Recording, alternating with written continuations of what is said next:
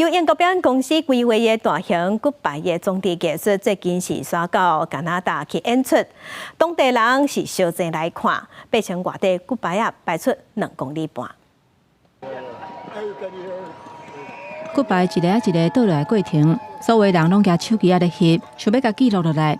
由8千外底大型骨牌组成的公共装置艺术，今年头一届来到北美洲，伫加拿大第一大城多伦多。这届骨牌有甲2.5公里长。 路线沿滨海街区一直到公园，骨牌一个一个倒去，烧台过程有甲半点钟，大家是小济来看。I was watching the boat up on the hill, and you could see the crowd as they turned, and you could hear them cheer, and then they cheered again when it tumbled off the boat.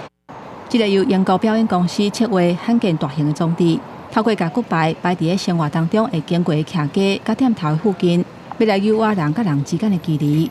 尤其伫加拿大，有43%的民众真罕恁甲厝边斗小借问，即个参与这个活动，会当趁机会重建社交的联络。It's really a chance for people to come together out of their homes, to meet their neighbors, to be part of a collective building exercise together, and ultimately to feel better connected on the other side. I would like community to understand how these dominoes are actually connecting all these different neighborhoods, all the different people and the neighbors living in those different neighborhoods, and they connect with each other too.